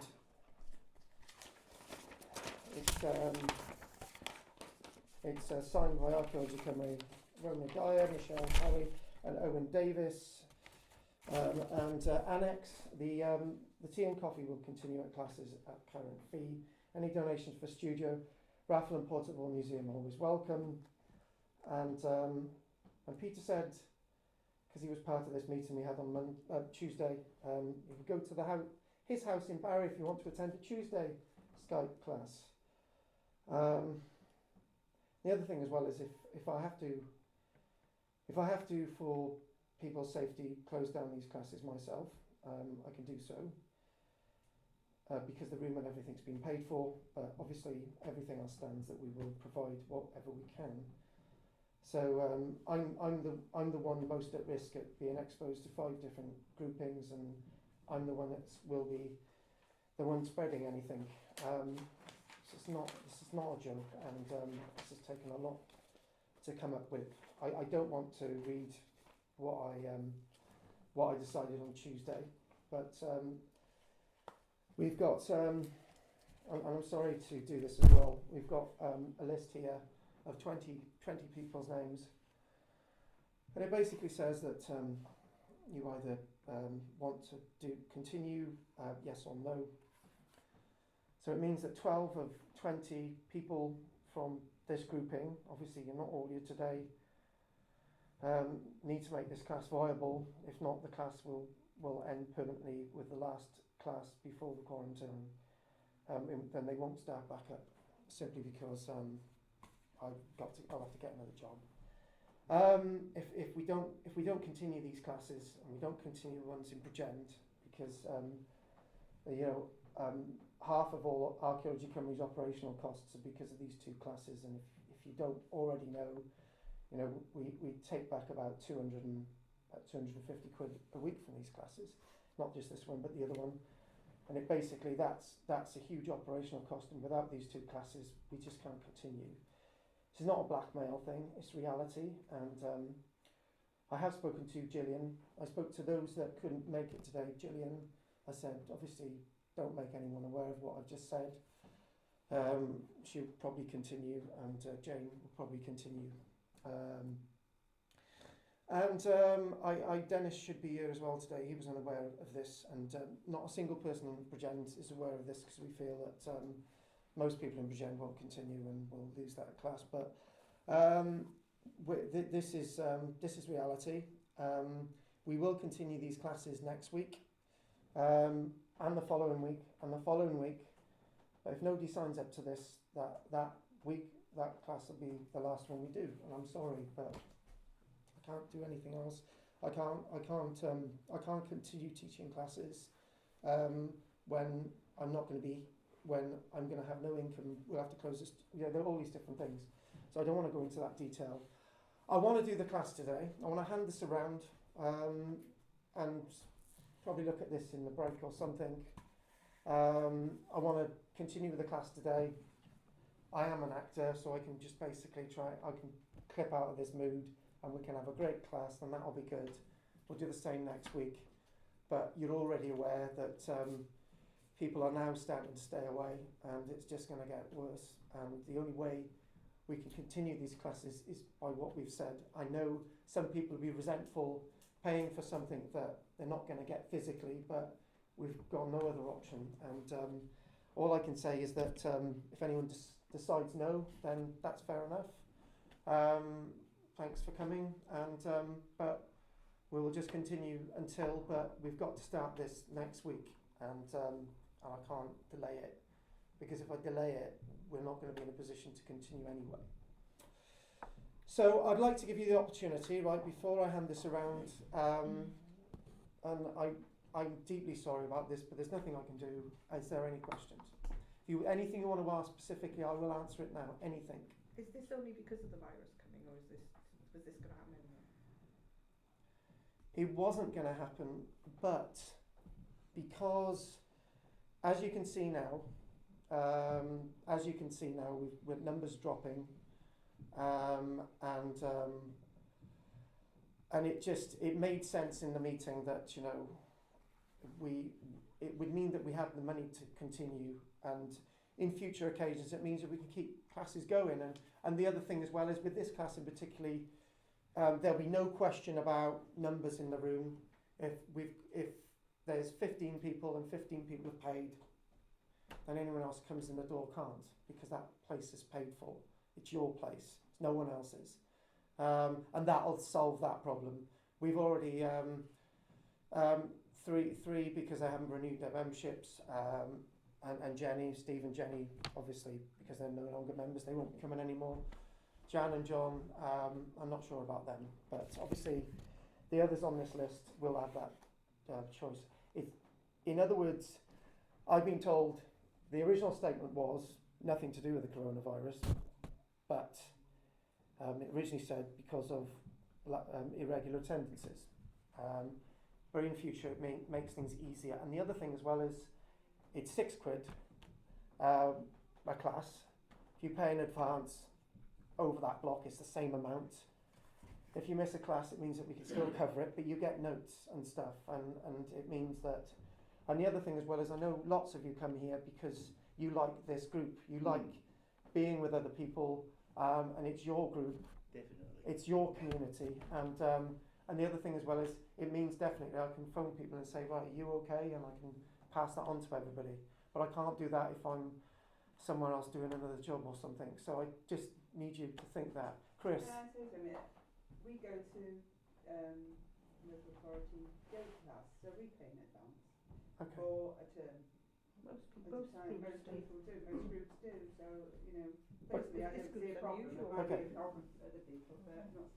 This group's unusual in that you don't. Yeah. I appreciate that. The reason why is quite simple, Kathy, because when we originally started these classes, we had 3 people in the door, and there was Kathy in this room for a whole month, and there was another person. She chose to pay, and she never turned up. You know the one. And then from that moment onwards, we had to go on the basis, you know, that we did pay as you turn up, and it's worked. But now suddenly it's ceased to work, and Yeah, it might be easier if you did it by term. I know that you've got to sort that out by Yeah. school terms rather than the problem. monthly. It's going to be difficult to. The biggest problem is if we do it for the term thing. Obviously, we do go through holidays and stuff. So to be honest with you, I would like to go into the ins and outs of this. I really would, but with the holiday thing, what we're saying, right? We can negotiate that. If Chris is going away for 3 weeks of this year, I don't know if you are. I can say, well, okay.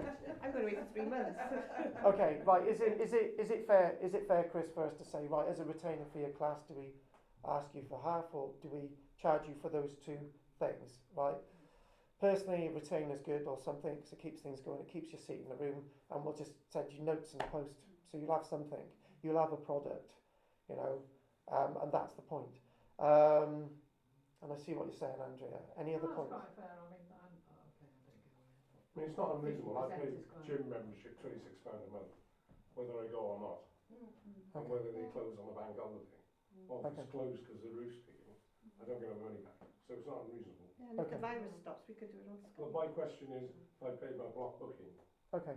are you here? Or is someone else here? Or is anybody here? What happens if someone doesn't turn up? Right. Okay. Right. That is a really good point. Okay. I have attended. I've taught I've taught 96% of these classes. You've had Chris once. You've had Peter about. In Kathy's time, about 8 times, and I think somebody else has covered as well. Right. It's a on that basis, right? It's a 95% guarantee that I will be teaching these classes, right? If, for example, there's that quarantine moment, we can't do these classes, then me and Rona will work sending out loads of stuff, and it won't just be a sheet of paper, right? I'll spend that Thursday typing stuff and getting images and stuff, and we'll send that to you out in the post. You won't get it on a regular basis, but when I say you won't get it on, say, the Saturday, you might get it on the Monday, or you might get it on the Friday, but that's what we're going to do. We can guarantee that. If I fall ill, then obviously, I'll. There's a warning with this thing. I've not got a problem with falling ill with this. I'm quite healthy. I eat a lot of vitamin C. So it's again, there's a really good chance that we can just continue through. Okay, I'm just being honest. I can't give a 100% guarantee. Okay. If you fall in and you can't make one, then you add that one onto the. There is. Last night. She's not going to be there for you the next week, but we added on. So the point is this, right? If that is the point. Say, for example, I had to go to court for custody of my daughter or something again. That's not going to happen, right? But say if something like that, and I said, look, guys, I can't get Peter to cover, right? That's going to go over to another week. That's the honest call, right? That has to be the honest call. I might be resentful about paying for this room and stuff, but the thing is, right? There are things that happen, right? And okay, if I got acting, right, then of course, you get that transferred. It's my choice. It'd be my choice. There's lots of things, right? So there's a tiny grey area of 5%, but other than that, So obviously, I need to be clear, right? If you pay the money, right, and it's a quarantine day, a Thursday, right? We'll phone you up and say, look, it's off for today, but what we're going to do, we're going to prepare these notes, we're going to send them to you. Are you okay? We're going to make sure that everybody's okay. The other thing as well is, I know if you didn't notice, I asked the question last week, how many people are on Skype and all the rest of it, right? And the bog honest truth is that since December, I even remember phoning in my son in December and saying, this isn't public or anything, but there's something going to be happening, and we've tried different things to, we increased the class by £1 for the thing that we knew that income was going to start to drop. We tried everything, and we just started to think, right, but now this is reality. Michelle keeps saying to me, stop listening to the radio, stop getting upset and all the rest of it. Absolutely, it's just going over the top. Who says there's going to be quarantine? And if there is, it's only people going to 1,000-seater football matches, not little meetings like that. I like your positiveness. Heaven's sake. Got to be positive. So what I'm going to do, I'm going to hand this around, right? We've got to, try this. Is there any other questions? Well, I gather from your tone, you're not happy with Wales first. But you shouldn't be. Just worries. Stop it. Yeah, you know what, right, Goff, I value all your company in the room, right? Yes. As we do you. Thank you. I value your company in the room, and one last thing I don't like having to ask for money every week, but it's my job, right? But I don't want to do this because we got a structure that worked, right? But we're starting to see now, Kathy, it's okay, wonderful thing about the 1,000-seater thing, right? But people are already starting to stay away. I've got somebody who texted me about Bridgend today. They said, I'm not turning up because I've got a cold. And I'm just thinking, hey, great. Dennis didn't turn up yesterday, right? Because he didn't want the embarrassment of people seeing him coughing and sneezing on the bus. There's somebody else who won't leave their house, and I'm just thinking, this isn't me. Okay, it's not me being paranoid, but I've got to go with other people's paranoia. News and radio and just absolutely. But if you've got asthma, like I have, yes, you do have all these symptoms, and you can have sinus trouble. I mean, yeah, you're not necessarily Just get normal colds, don't you? yeah. It's So no reflection. Let's be fair. I mean, you're the big draw, it's not the archaeology. It's you. Hang on a minute. Do you want me to sign a face mask? Turn that off. Turn off your recording. Anyone want a face mask signed? But what was the other question? It was. I was going to say, I know sort of a situation of a lockdown. We wouldn't get any post either, would we? So wouldn't it be better to email stuff? Oh, we can come to all that when it happens. We're still allowed out to get shops for essential items. Oh, so okay, who's then. manning the shops? Who's doing the finance? Who's going to be a If postie? I've got to drive down here and to put these through your letterbox, right, then I will. So will you be doing it with Skype? Yeah, well, that's continuing. It's in what I've just read. Skype, So, what I'm going to do, you can read this, right? You can read this again, front and back. I'm going to hand this around, right? Okay? And as I say, there's no hard feelings if you say no. If you say yes, then great. We'll start this next week. And any problems, we can talk about it. But what I'd like to do now, I'd like to get on with why we're here, right? You can read that. I'm going to hand this around, and if you want to read that first, then just what do I start with? Don't pass it around, for God's sake. What? Yeah. Get on with it and cheer up. Right. Okay. Right. We knew there was something wrong. Pardon? We knew there was something wrong. Thank you. Anyway, I appreciate Some it. very fascinating articles for today that we want you to read and look at and be interested in. No, I'm not interested in that crap anymore. Anyway, right, thank you very much, Faf. If there's no more questions with that, then we're going to move on. Adam, why are you here today? Oh dear! Don't ask it. Is it because you've got a new girlfriend, right? And she's had enough of you, and she wants you to go out and come to an archaeology class. Is that the point? No, I'm not in work anymore. I've lost my job, so I've got Thursdays off now. I've got all weeks off now. Oh, that's not good news. It's not good. It's one downer after another, isn't it? Can I ask you a question? Have you lost your job because of this? Because of the coronavirus, yes. Well, what did you do? Flyby going under. So I was working for B&Q. I applied for a job at the airport as Swissport, and then was due to start on Monday. Left B&Q on Thursday and worked my final day. Got a call on the Friday. Don't come in. We're having to lay a load of people off because Flyby's gone under and the coronavirus. Oh, can we have some cheerful news? Right, cheerful news. Lynn, I could be a sugar boy. You know, you could be my sugar mummy. Yeah. Wouldn't that be good? I said cheerful news. Bitch. Right, what's that? Right, anyway, news from everybody. Keith. Here's a bit of news for you. Right, okay, well, what we're going to do, Two articles. we're going to paraphrase this. Eurasia's earliest modern human. Why did I think breasts then? Dig at Roman amphitheatre promises to unearth drama. I know already. Richborough. Right, here we go. Tunnel vision. Oh, well, we know what that. Do you know what that's about? Tunnel vision. All right, then. Hang on. Do you read these out before I turn up? Right, let's have that. Okay. We will do this one. Womanising warrior is greatest leader. Oh, we won't do that, faggot.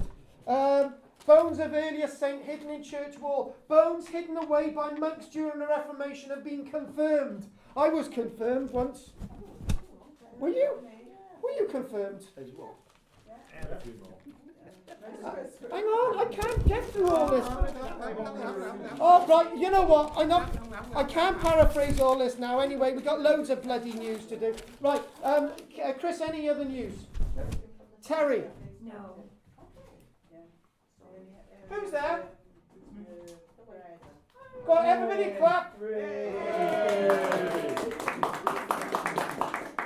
Who is it? Dennis. Oh, it's Dennis. Dennis, right? Oh, Dennis, get out. Here we go, put this on. 3 cheers for Dennis. Yeah, everyone's putting them on. There you go. We all got them on. Can't you see? Right, No, they're all used ones. Dennis, you need to read that when you sit down. Go on, Dennis, get a seat. Oh, Dennis, do you want to go alongside your new mate? Well, wherever you like, yeah. Right, okay. Right, he still doesn't know what this is about. I need that over here because I haven't got that far yet. I'm still reading okay. this. Okay. Okay, I'll come. Right, Dennis. Sorry, I had to go to the doctor. But, anyway. Yeah, quiet. Hello, Dennis. Come on. Dennis. Dennis, have you been diagnosed with coronavirus? No. Right, Terry, what were you saying? Well, I haven't got any news for you, but Do you know, can I just make a comment, right? Your artwork, you're doodling on there, it's wonderful. Show it up to everybody. Go on. oh, for God's Oh, sake! go on, please. Look at that. Look at that. That is great. I don't know what a psychiatrist would make of that. Do you? Chris wants to see it as well. Adam, any news? I saw on Facebook that on Sundown Beach Yeah. they found Oh, a yeah. giant stone with a Viking ship carved into it. Oh yeah, I saw that, yeah. Oh, good. Where was that? Oh my God, that's my mate. I know who did that. There's somebody goes and carves. Yes, yes, I know who it is. He's a stonemason like Goff. But nobody does them I'm on a lot big better stones, at it. this is a small one, isn't We've it? known you. Yeah, you would, well, will you? Dennis, what are you doing, Dennis? It takes me a little time to organise. Kathy, any news? Should we play? You're like a bloody old woman, Dennis. Chris, no, there wasn't a link there. Right, Lynn. No. Yeah, go on. I'll speak of that, but we have to read later on. Okay, thank you very much. Okay, yeah, thank you. I will read that later. Thank you. Andrea. I just want to have access to the Skype thing as well. Okay, and Alan. No news. Right, oh God. Right, so, okay, there's lots to get on with. Oh, can I just make I'm going to single out the men. Women put their fingers in their ears. Do you know what? I had a conversation with Ruth last week. You know, when they did the new bathroom, right, they put this nice dispenser on the wall with this new cream in there. And do you know what she said to me? The seal hasn't been broken. Your men and all the other men who use this building are not washing their hands and using cream. And then I said, I thought, oh shit, that includes me, doesn't it? Oh my God. But then again, there's that little dispenser thing in there. I use that. Yeah. What's the other thing? There's a What's thing your on problem? there's a thing on the wall. Is that antibacterial? Yeah, that's right. That's right. That's It's right. best to wash your Well, hands. it's profligacy. Because You just need a So bar of much soap. better than that stuff. Oh, and by the way, all the vitamin C you're stuffing yourself with, it just comes out the other end. Yes, you're right, Carol, you're right. There's no point. hey Terry, My doctor says you pee it out, right? Well, that's what happens. actually, do you want? So, Yeah, what you just did. Look, can you let me do the thing, right? Yeah. Do you know the other day, right? Listen. Me and Dennis have these, right, and they do work, don't they, Dennis? Yeah. Terry. Just seemed to. Yeah. Very good. These work. These do work, right? Andrea agrees. Yeah. Terry, right? Only if The you other. don't have enough in the first place. Can I just let me talk? Think of your Terry. oranges. I'm with Carol. Yeah, I'm not with you at all. Right, I'll give up. Carrie, Terry, right? Terry. I had 2 of these the other week, right? Yeah. And as I was peeing, right, You my saw it, pee something came out orange. solid yellow, right? And it smelt of this. No. So the point is, if you have too much, you pee it out. Oh yeah. That's too You're much information. very Thank you. distracted. Get on with it. It was your fault. It's a break time now. Can we have a call? Right, it's your fault. Okay. Yeah, I'm going to go at 12:30. Oh, right, okay. Pay half then. Yeah.